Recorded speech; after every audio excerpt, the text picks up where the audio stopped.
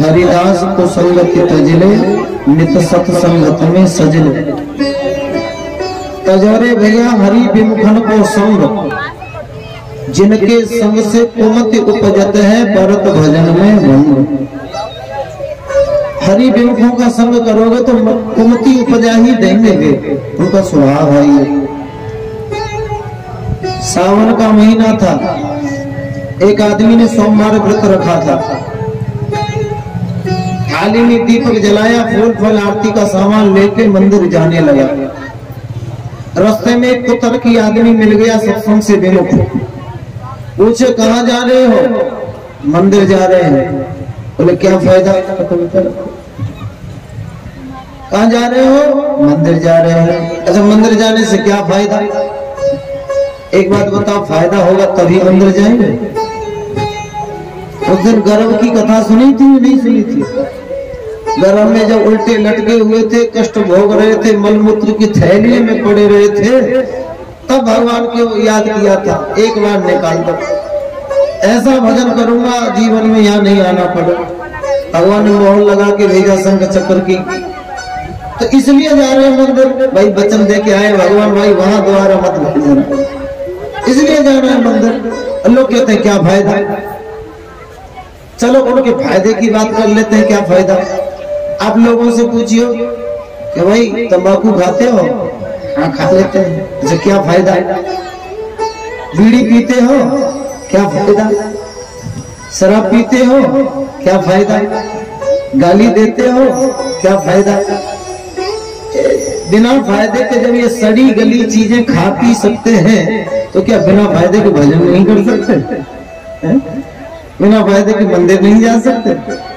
और ये मत सोचना फायदा होगा नहीं, इतना फायदा होगा कि आपसे संभाला ना जाएगा। अच्छा बता दे कितना फायदा होगा? बरनौ रघुबर बिमल जस, जो दायक फल चार। कितने फल मिलेंगे? 4 फल मिलेंगे। कौन कौन से? अर्थ, धर्म, काम और मोक्ष। अर्थ माने सारी कामना पूरी होगी, ये भी चलेगा। क्यों चलेगा? कल्पना करिए, अर्थ की अधिष्ठात्री देवी कौन है? लक्ष्मी माता। जब हम कथा श्रवण करेंगे तो तुलसीदास जी इसकी महिमा लिखते हैं कथा की। जो यही कथई स्नेह समेता, कहीं यही सुनिए ही समुझ सचेता, हुए ही राम चरण अनुरागी, सकल सुमंगल कलिमल भागी। जो कथा को प्रेम से कहेंगे और सुनेंगे, ये राम जी के चरणों के अनुरागी बन जाएंगे। अच्छा जब राम जी के चरण हमारे हृदय में होंगे, तो लक्ष्मी मैया कहाँ रहती है? राम जी के चरणों की तरफ या सिर की तरफ? चरणों में रहती है नारायण भगवान। और नारायण भगवान के चरण आगे हमारे हृदय में, तो फिर लक्ष्मी मैया कहीं रह जाएंगे क्या? माया को सब जग भजे, माधव भजे न कोई। पत्नी को सब चाहते हैं, पति को कोई नहीं चाहता। अब बिना पति की मर्जी के पत्नी आएगी क्या? माया को सब जग भजे, पर माधव भजे न कोई। जो कदापि माधव भजे, तो माया चेरी हो।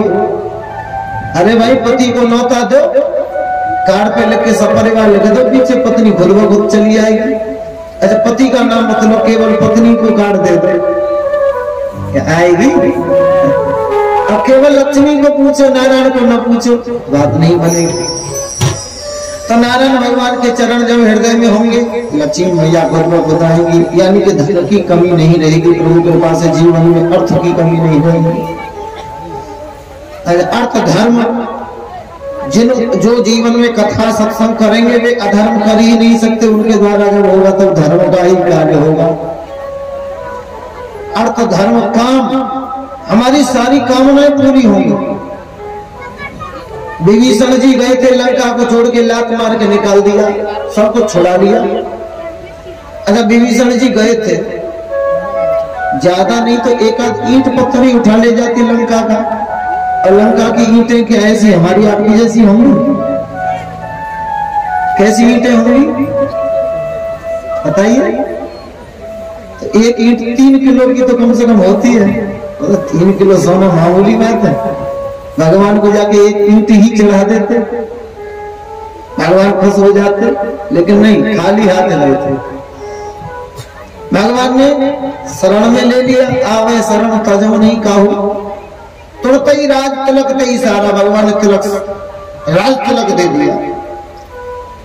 विभीषण जी बोले सरकार इच्छा नहीं, हाँ पहले इच्छा थी, जब आपकी शरण में नहीं आया तब मन में लालसा लगी रहती थी ये राज हमें मिल जाए।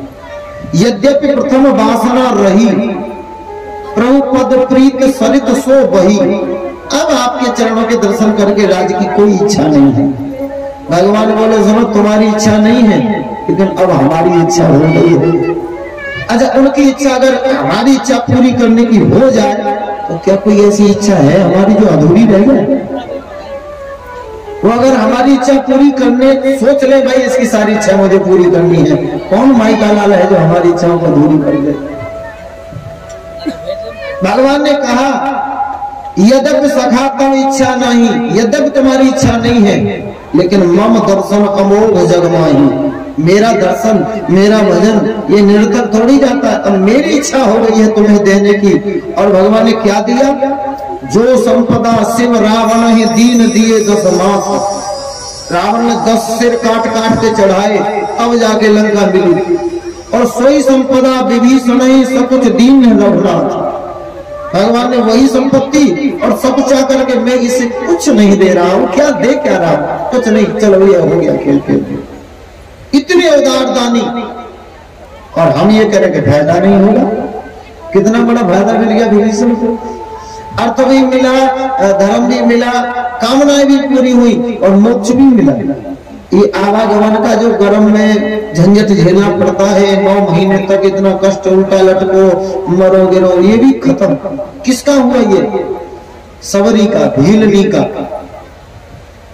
राम जी उसको मिल गए, और जो राम राम जपते हैं ना, उन्हें भगवान को खोजने नहीं जाना पड़ता। सबरी ने गुरु बनाया था मतंग ऋषि को।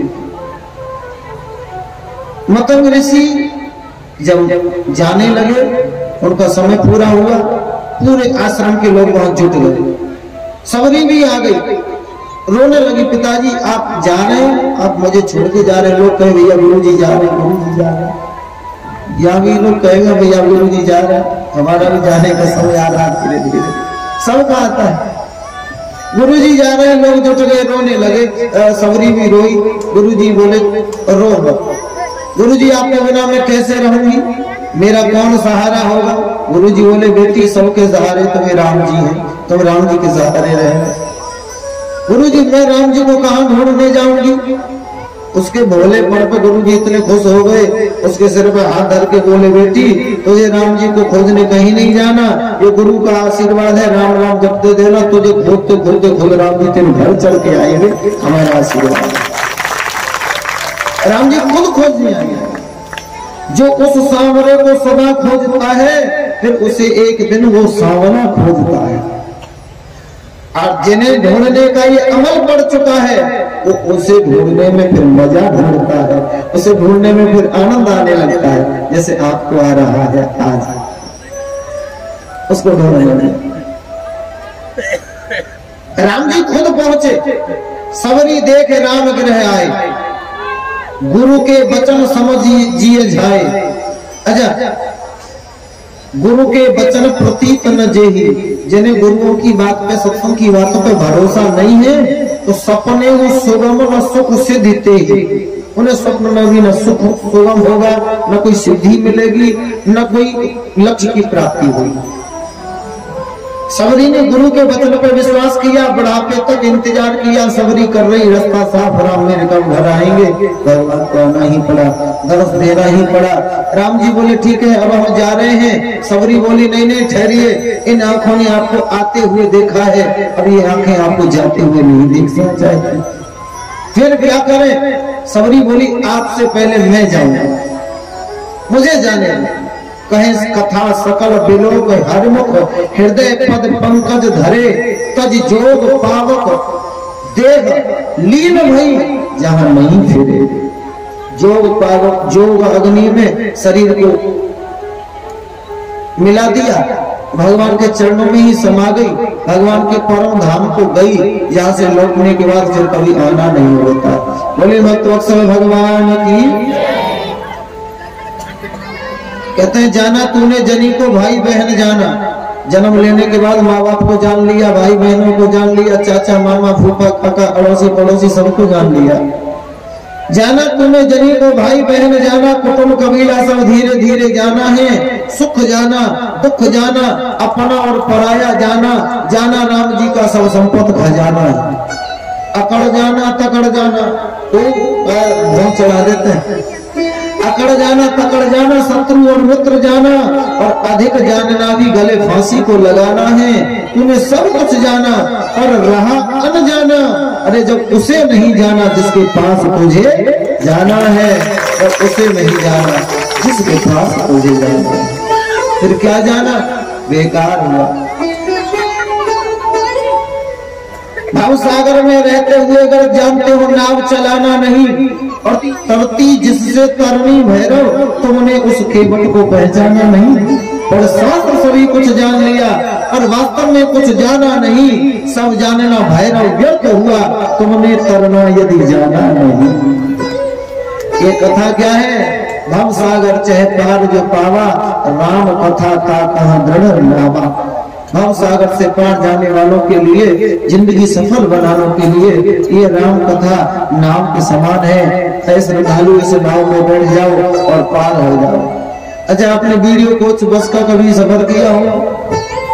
वीडियो कोच क्यों कहते हैं? लंबा टूर होता है, उसमें सवारी बैठ जाती है, वीडियो फिल्म शुरू हो जाती है, फिल्म देखते जाओ तो सफर कितना भी लंबा हो पता नहीं चलता, कट जाता है। तो यहाँ ये वीडियो कुछ बस है, भगवान की जो मीठी मीठी कथाएं हैं, माखन चोरी, उपल बंधन और ब्याह करा दो मैया, और ये सब क्या है, ये ऐसी फिल्म चलती है कि 2-3 घंटे कब कट जाते हैं पता ही नहीं चलता।